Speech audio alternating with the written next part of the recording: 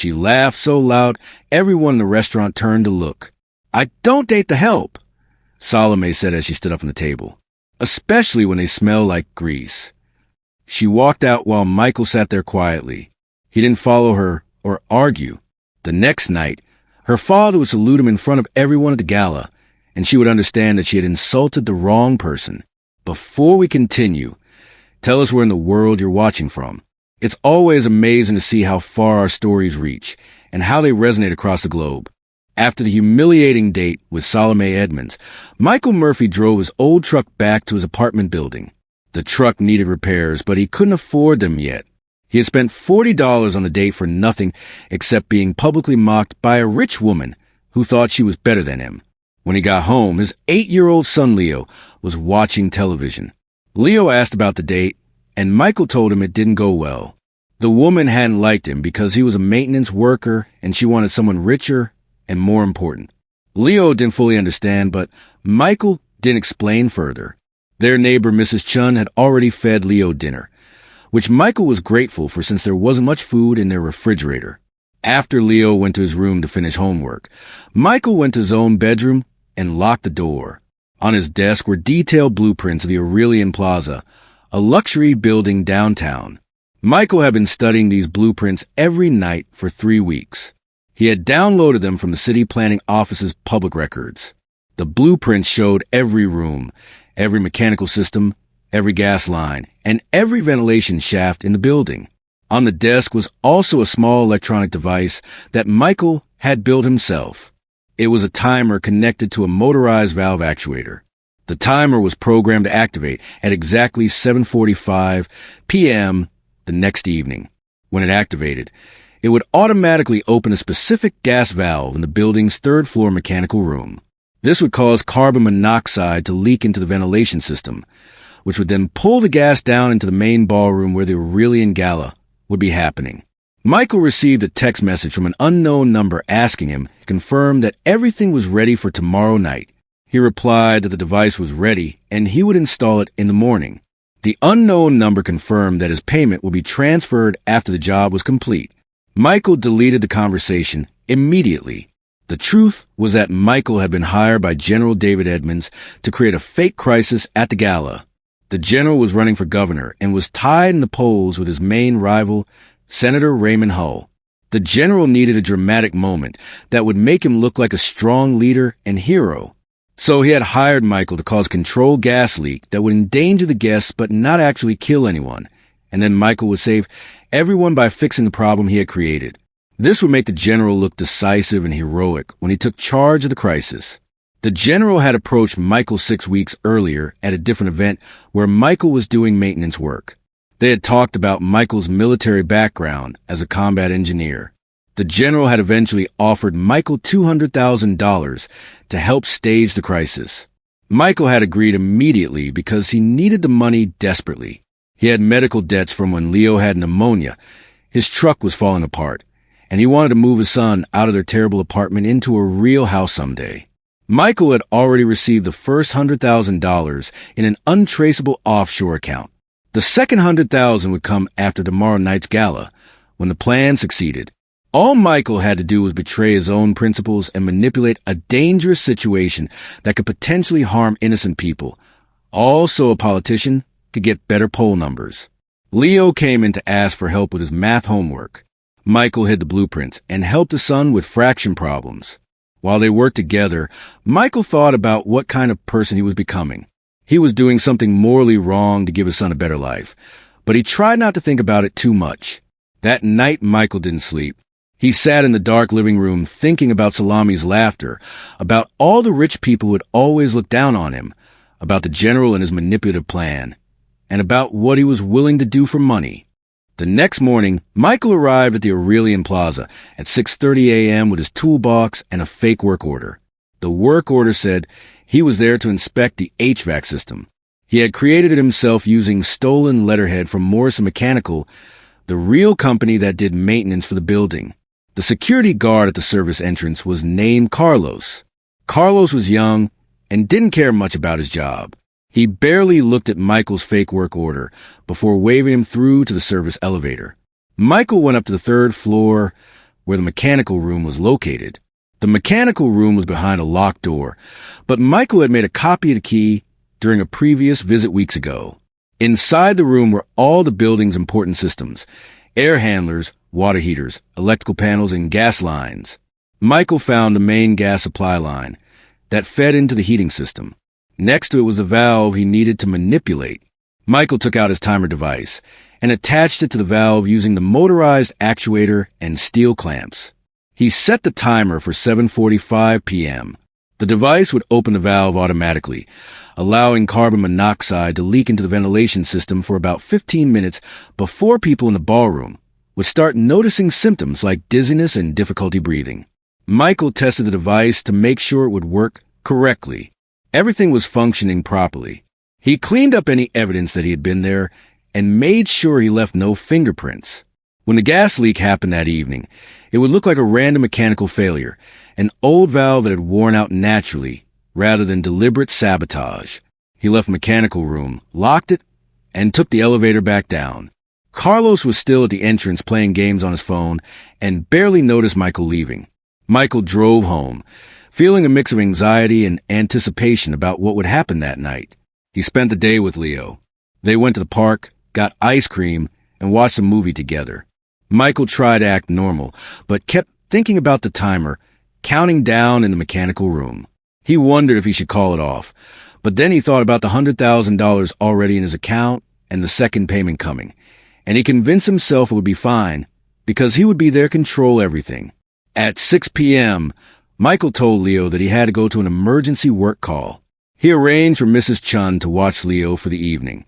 Then he changed into his work clothes, grabbed his toolbox with the specific tools he would need to fix the gas leak later, and drove back to the Aurelian Plaza. When he arrived, the gala was already starting. Expensive cars were pulling up to the front entrance. Men in tuxedos and women in designer gowns were walking into the building. Michael parked in the service area where he wouldn't be noticed. He sat in his truck and waited. At 7:45 p.m., the timer activated in the mechanical room on the third floor. The motorized actuator turned the gas valve open. Carbon monoxide began leaking into the ventilation system. The ventilation system's fans pulled the gas through the ductwork down toward the ballroom. Michael waited in his truck for 15 minutes. He knew it would take that long for the gas concentration to build up enough for people to notice. He checked his phone repeatedly. At exactly 8 p.m., he received a text from the unknown number that just said, "Now." Michael got out of his truck, grabbed his toolbox, and walked toward the service entrance. Carlos wasn't there anymore. There was a different guard for the evening shift who didn't know Michael. Michael told him there had been reports of a gas smell, and he was there to investigate. The guard let him in immediately because gas leaks were serious safety issues. Michael took the elevator up to the third floor. As he walked through the hallway, he could already hear sounds of panic coming from the direction of the ballroom below. People were shouting. Someone was screaming. He heard what sounded like people pounding on doors. He went to the mechanical room and opened the door. Inside, his timer device was still attached to the valve, which was now fully open. Gas was pouring into the ventilation system. Michael disconnected the device, put it in his toolbox, and manually closed the valve. The gas leak stopped. Then he went to the building's main ventilation control panel and activated the emergency air purge system. This would flush out the contaminated air and replace it with fresh air from outside. He could hear the fan speed up as the system started working. Next, Michael went down to the second floor where the ballroom's main doors were located. The doors had automatically locked when the building's safety system detected the gas leak. This was a security feature designed to prevent people from evacuating during a fire until it was safe. But it also meant that everyone in the ballroom was trapped. There was a security override panel near the doors. Michael opened it and entered the master code that he had obtained weeks ago during his research. The locks clicked open. Michael pushed the doors open. Inside the ballroom, there was complete chaos. About 300 people were crowded near the exits. Some people had fainted and were lying on the floor. Others were coughing and holding their heads. Everyone looked terrified. Michael shouted that he was a building technician and that he had stopped the gas leak and activated the air purge system. He told everyone to evacuate calmly. People started moving toward the doors. Some were helping others who had fainted. There was still panic, but it was more controlled now. As people evacuated, Michael saw Salome Edmonds. She was wearing the same red dress from the image. She looked pale and scared. She was helping an older woman walk toward the exit. She didn't seem to recognize Michael in his work clothes. Then Michael saw General David Edmonds. The general was near the back of the ballroom, and he was deliberately staying calm while others panicked. He was helping organize the evacuation, directing people toward the exits, and checking on those who had collapsed. He was doing exactly what they had planned. He was acting like a leader in a crisis.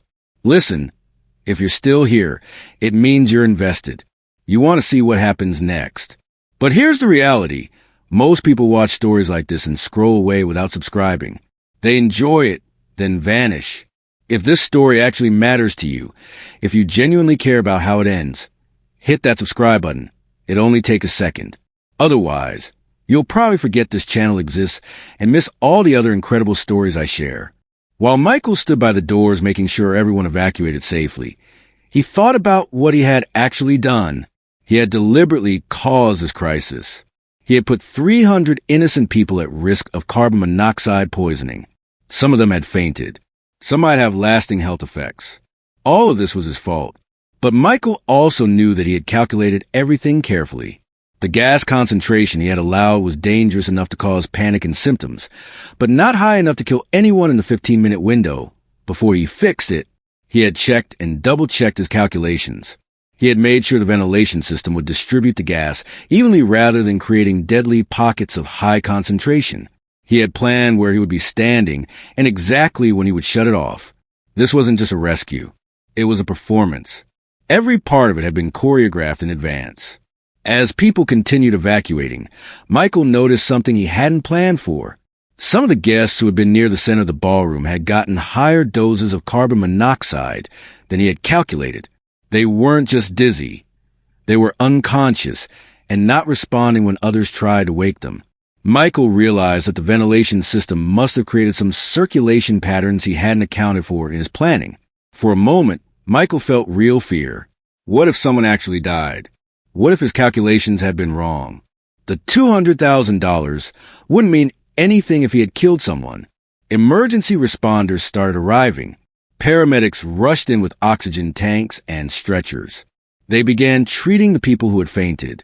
Michael heard one paramedic say that several people would need to be hospitalized for observation, but that everyone would probably survive. Michael felt a small sense of relief, but also disgust with himself.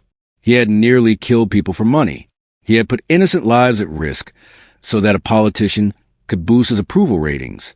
And the worst part was that everyone would think it was just a terrible accident, never knowing that it was deliberately caused. Michael also realized something else during the evacuation. The gas had affected different areas of the ballroom differently based on where people were standing. The people near the general had received lower doses because of how the ventilation worked. But the people near Senator Raymond Hull, who was also at the gala, had received higher doses. Several of Hull's key supporters and campaign donors were among those who had fainted and needed hospitalization. This wasn't a coincidence. Michael reviewed the blueprints in his memory and realized that the general had specifically chosen the valve location and timing to make sure the gas would concentrate more heavily in the areas where his political rivals would be standing. The general hadn't just wanted a crisis to look heroic. He had wanted to incapacitate his opponents while making it look like an accident. Michael understood now that he hadn't just been hired to create a fake rescue scenario. He had been hired to carry out what was essentially a targeted attack disguised as a building malfunction. The general had used him to hurt his political enemies while building his own reputation. As this realization hit Michael, he felt sick. He had thought he was just manipulating a situation for money. He hadn't fully understood that he was participating in something much darker, a deliberate attack on specific people, hidden behind the facade of a heroic rescue. After all the guests had evacuated, and the paramedics had taken the unconscious victims to ambulances, Michael stood outside the building with his toolbox. News cameras had arrived and were filming everything. Reporters were interviewing people about what had happened. General David Edmonds walked up to Michael. The cameras turned toward them. The general's face showed a mix of gratitude and respect that looked completely genuine, even though Michael knew it was all an act. "You saved lives tonight," the general said loudly enough for the nearby cameras to hear. "Thank you for your service." Then the general did something that made all the cameras focus on them. He stood at attention and gave Michael a formal military salute. The crowd that had gathered went quiet. Reporters stopped talking. Everyone watched as the decorated general saluted the maintenance worker in the stained work clothes. Michael automatically returned the salute, as he had been trained to do years ago in the Army. The cameras captured the whole moment. Michael knew that this image, the general saluting the humble technician who had saved everyone, would be on every news channel by morning. It would be the defining image of the general's campaign. But as Michael stood there with his hand raised in salute, the general leaned slightly closer and said something quietly that the cameras couldn't pick up. "Perfect timing, Michael," the general whispered. "Exactly as we planned. The Poles are going to love this. Your offshore account has been credited with the second payment." In that moment, Michael understood the full truth of what had happened. He had thought he was a saboteur who was creating a crisis for money, but actually he was just a tool. The general was the real mastermind. The general had planned everything from the beginning, not just a fake crisis, but also the specific targeting of his political rivals, the exact timing, the media response, everything. Michael had believed he was in control because he was the one with the technical knowledge. But the general had been controlling him the whole time. The general had found a desperate, cynical man who needed money and had convinced him to do something terrible. And now they were both locked into this conspiracy together. As they lowered their salutes, Michael looked at the general's eyes. The general looked back at him with an expression that seemed to say, "We're the same now. We both know what we did. We're both guilty." A reporter pushed forward and asked Michael his name and how he had known what to do. Michael gave brief answers, saying he was just doing his job and had training from his military service. The general stood next to him, nodding approvingly, playing the role of the grateful leader who recognized a hero when he saw one. More reporters came with more questions. The general answered some of them, talking about how the crisis had reminded him of combat situations where quick thinking and technical expertise saved lives. He talked about the importance of veterans and skilled workers. He talked about how moments like this showed what really mattered in leadership. Michael watched the general perform for the cameras and realized that everything the general was saying was calculated to improve his campaign message. The crisis that had endangered 300 people was now being turned into campaign material. After about 20 minutes, the general's staff escorted him away to a waiting car. The general gave Michael one final nod before leaving. A nod that looked like respect to everyone watching, but that Michael understood as acknowledgement between co-conspirators. Michael was left standing outside the building with reporters still asking him questions. He gave short answers and then said he needed to file his incident report with building management. The reporters eventually let him go. Michael walked back to his truck in the service area. He sat in the driver's seat and checked his phone. There was a notification from his offshore bank account. The second payment of $100,000 had been deposited. He now had $200,000 total. He had the money he needed to move Leo out of their apartment. He could buy a small house. He could start saving for Leo's college. He could give his son the life he wanted him to have. But Michael sat in his truck and looked at himself in the rearview mirror and knew that he had become something he had never wanted to be. He had become corrupt. He had hurt innocent people for money.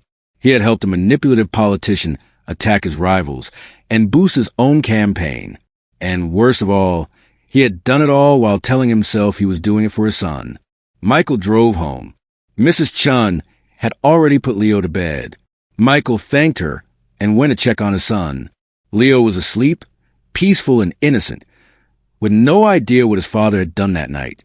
Michael went to his own room and lay down on the bed without changing his clothes. He could still smell the carbon monoxide on his work uniform. He thought about the people who had fainted in the ballroom. He thought about Senator Hull's supporters who had been hospitalized. He thought about the general's cold eyes during that final nod. The next morning, Michael woke up to see his face on the news. The image of the general saluting him was everywhere, on every news channel, on the front page of newspapers, all over social media. The headlines called him a hero. They talked about the humble maintenance worker who had saved 300 lives. They used words like brave and selfless and heroic. Michael turned off the TV. He made breakfast for Leo and got him ready for school. Leo was excited because he had seen his dad on TV and thought his dad was famous now.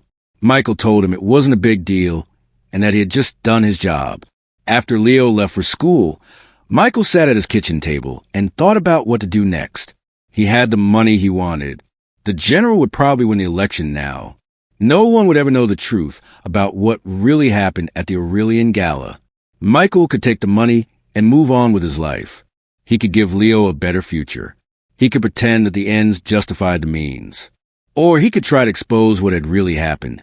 But that would mean admitting his own guilt, going to prison, and destroying Leo's future along with his own. Michael realized that the general had trapped him perfectly by making him a public hero. The general had ensured that Michael could never tell the truth without destroying himself. They were bound together now by their shared crime. Both of them would have to live with what they had done. Both of them would have to pretend to be something they weren't. Michael sat at his kitchen table in his small apartment and understood that even though he now had $200,000, he had lost something much more valuable.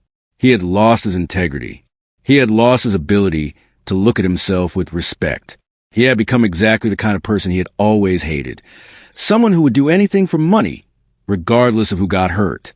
The story ended with Michael sitting alone in his kitchen, wealthy but hollow, a hero to the public but a villain to himself, trapped in a conspiracy with a powerful man who had used him and would continue to use him whenever it was convenient. The general would become governor.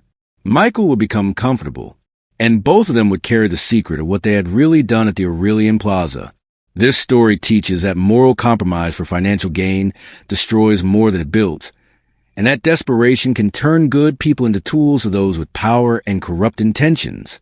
Michael believed he was making a calculated decision to secure his son's future, but he failed to understand that money earned through betraying your principles comes with a cost that no amount of wealth can repay: the loss of self-respect and integrity. The story reveals how powerful people exploit vulnerable individuals by offering them exactly what they need most, turning victims of circumstance into accomplices in crimes they would have once condemned. It also shows that what appears to be control is often manipulation, and that once you compromise your values for money, you become trapped in a web of complicity where exposing the truth means destroying yourself. The ultimate lesson is that the kind of future we build for our children matters less than the kind of person we remain while building it, because children need role models with integrity more than they need houses bought with blood money. So here's the real question. Did you subscribe yet? Thousands of people will listen to this story and won't subscribe. Please don't be that person. If you're listening right now, help me prove something wrong. My dad said I wouldn't even reach 1,000 subscribers, but I believe stories like this deserve to be heard. Help me show him that these tales matter. Please subscribe to this channel, and let's keep breathing life into stories that were never meant to stay silent. And here's what I need to know. Do you want part 2?